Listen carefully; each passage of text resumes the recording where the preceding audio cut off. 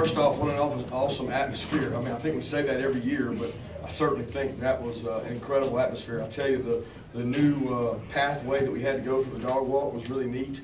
It was in a lot more shaded area. We thought there were tons of people there lining it, and I know our players really enjoyed it, and I really just want to thank our fans for being out there that early. It was probably a little warmer than I anticipated, but I thought they were awesome. Great crowd. To see Sonny and Nick walk out before it, to see the seniors honored for the season they had, I thought that was really cool and neat. As far as the game, I thought there were parts of it that were sloppy. Some of that for the game is by design. I know y'all will never believe it. Everybody will ask me about the rushing yards and do we have a rushing problem. But if you didn't watch that game closely, you realize that there was not an intent to rush the ball a bunch, in which we think that we have the capabilities of doing that, and that's not the purpose of our spring game. Is to throw the ball, catch the ball, gain confidence in the passing game. We want to run it some. And I thought that the black defense did a really good job of creating turnovers. Two of them were gifts, but we got more turnovers today than we had gotten really all spring. And some of the red guys started to bow their neck. I thought Monty played good and did some good things defensively. But I'm really proud of the way the guys competed all spring. They came out in a great atmosphere today. We had some young guys bless stuff left and right. And I'm almost so glad they did, because now we get to teach from it. And when we go back and we have to do it for real the next time, they'll have a little less butterflies.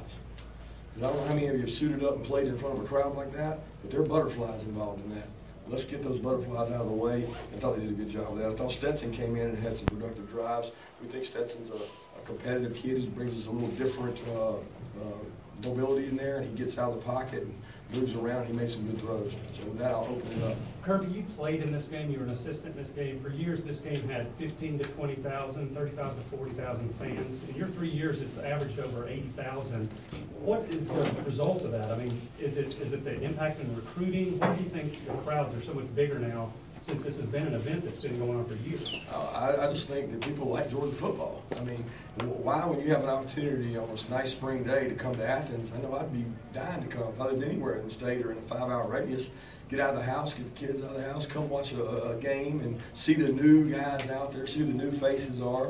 I think some of it's recruiting, but I just think people enjoy football in Georgia, and they want to come watch it. And I'm glad they do, because the impact that it has on recruiting, I can't tell you how many recruits are out there going, oh my gosh, I can't believe this. Just can't get over it. But it's the norm here. It's the way it should be. I mean, we've got a great fan base, and they turn out for it, and we try to put a good product out there for them and make it a good, entertaining game. Sometimes it is, sometimes it isn't. Kirby, to throw it and catch it by the quarterbacks and receivers, how do you evaluate that today? Sloppy at times. You know, we had a couple drops. Thought both quarterbacks, their receivers had some drops, but we're trying to gain confidence. We're trying to get those guys to get through those drops, push through those. You know, it was a big obstacle for Jason Stanley to get some confidence catching the ball. He caught some, then he dropped some. You know, Riley had come, I thought he could have caught. Obviously, Elijah had some. I mean, several guys had a few of those. But that's good for our DBs. Because our DBs are getting the ball thrown on them, and it's really competitive out there, and I enjoy watching those guys compete.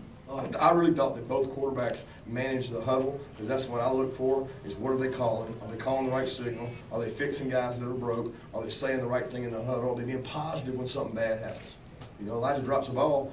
I'm mad at him. I'm frustrated with him. But Jake's, hey, get the next one.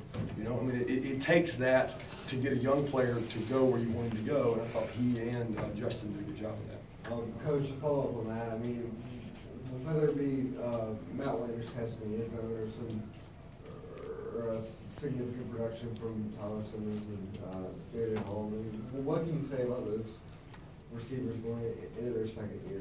What type of things did you see from them? What I saw most of spring ball, you know, every time I talk to y'all, I talk about the receivers being a little ahead, and I think that showed really from the standpoint of those development guys. I think Tyler Simmons this spring has managed a lot of strides, and I think it comes from confidence in special teams. J.J. Holloman has taken strides. It's like those two guys, Matt Landers a little bit, they've really like grown up. And I throw Jason in that, because Jason's not youthful like them, but he gained confidence through special teams. So those wideouts gained confidence all spring. That was very typical of what happened in practice a lot of times. They're hungry. They want to play. So they know to get in front of Miko, Terry, and Riley, what do I got to do? I got to go compete and go catch the ball. And I thought those guys did a good job, really good job of being competitive and doing that. And they're probably a little bit ahead of, you know, our DBs are a little bit more drained. So Kirby, it's one thing to replace production, but also replacing leadership.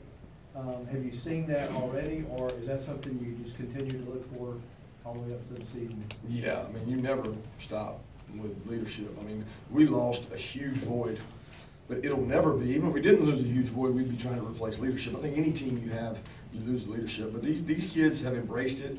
You know, we're not where we need to be from a leadership standpoint. If you said, hey, are you there? No, we're not even close. We've got to develop that throughout May, summer, conditioning. We have to push the envelope with how are we going to get guys to confront and demand other guys.